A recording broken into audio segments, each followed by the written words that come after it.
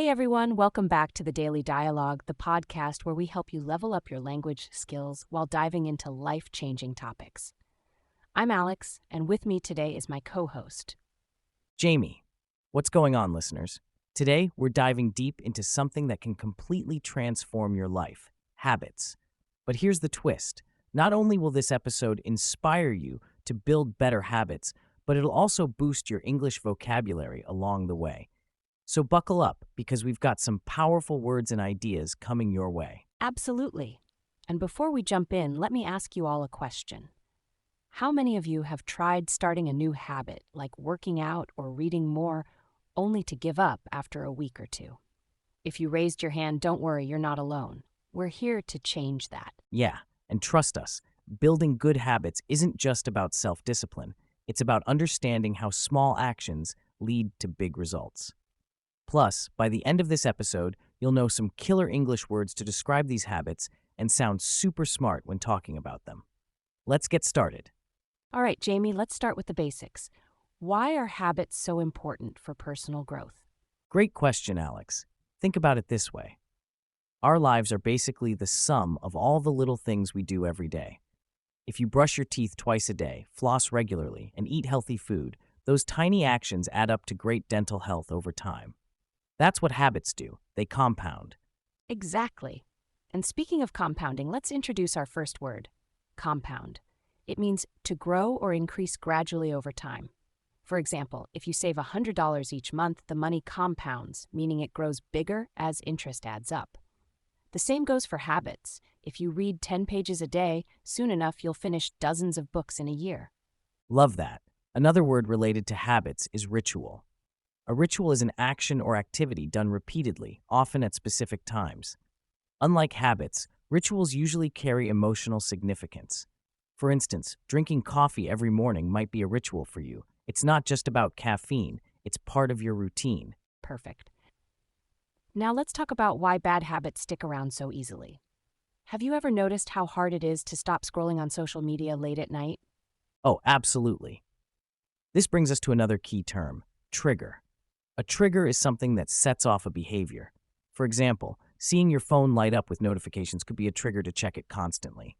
Understanding triggers helps us break bad habits.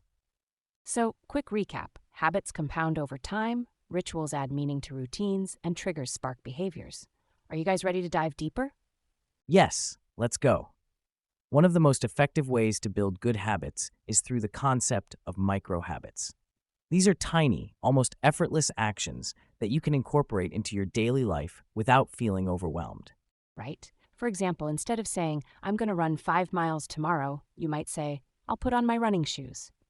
Putting on your shoes is a micro habit that makes it easier to take the next step, actually going for a run. Totally. Another crucial idea is consistency. Consistency means sticking to something regularly, even if progress seems slow. When you're consistent, small changes become significant over time.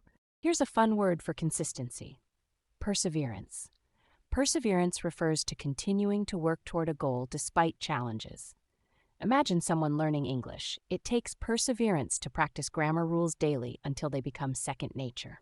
Speaking of challenges, let's talk about resistance. Resistance is anything that stops you from doing what you planned. Maybe it's fatigue, fear, or procrastination. Overcoming resistance is key to forming lasting habits. True. And one strategy to overcome resistance is using accountability. Accountability means having someone else hold you responsible for your actions. For example, telling a friend you'll send them a summary of a book you're reading keeps you motivated to actually finish it. Exactly. Quick review. Micro habits make big goals manageable. Consistency builds long-term success. Perseverance helps you push through tough times. Resistance slows you down. And accountability keeps you honest. Got it? Okay, now, how do we break bad habits? Because let's face it, we all have a few we'd like to kick. First, we need to identify the cue, which is similar to a trigger. A cue is the thing that signals a bad habit. For example, if you snack late at night, the cue might be boredom or stress. Once you've identified the cue, you can replace the bad habit with a substitute. A substitute is a healthier alternative. Instead of snacking, maybe you drink water or meditate when you feel stressed. Another useful word here is mindfulness. Mindfulness means being aware of your thoughts and actions in the present moment. By practicing mindfulness, you can catch yourself before falling into old patterns. Love that. Also, remember the power of reward. Rewards reinforce positive behaviors. If you complete a task, treat yourself to something small like a favorite snack or a relaxing bath. Exactly. Finally, let's talk about willpower. Willpower is the mental energy you use to resist temptation. While it's essential, research shows willpower is limited, so relying on systems, like setting reminders, is better than sheer willpower alone. Great point. Recap time. Cues signal bad habits, substitutes provide healthier options, mindfulness helps you stay aware, rewards motivate you, and willpower gives you strength. But don't depend on it too much. All right, let's bring this all together with some real-life examples. Alex, tell me about a habit you've successfully built. Sure, I wanted to write more, so I started with a micro habit, writing one sentence per day. Over time, that grew into writing entire paragraphs and eventually full articles. Consistency was key. Nice.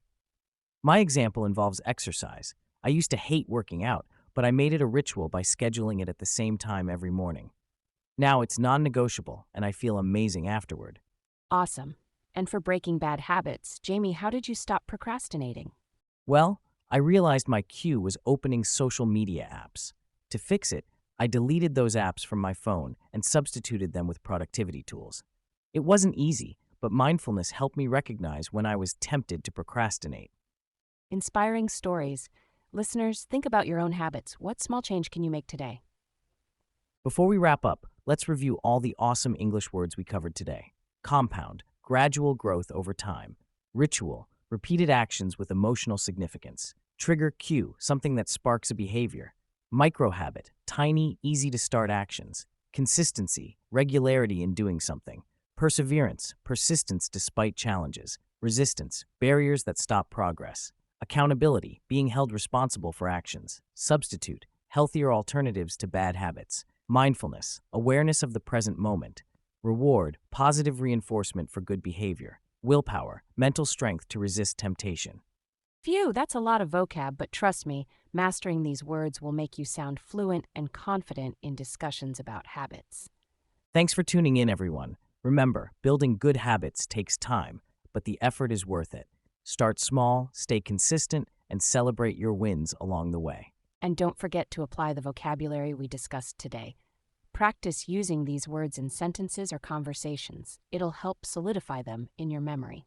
If you enjoyed this episode, please leave us a comment, share it with a friend, and subscribe to the Daily Dialogue so you can learn more English from our podcast. Until next time, keep evolving your English and transforming your life. Take care and see you soon.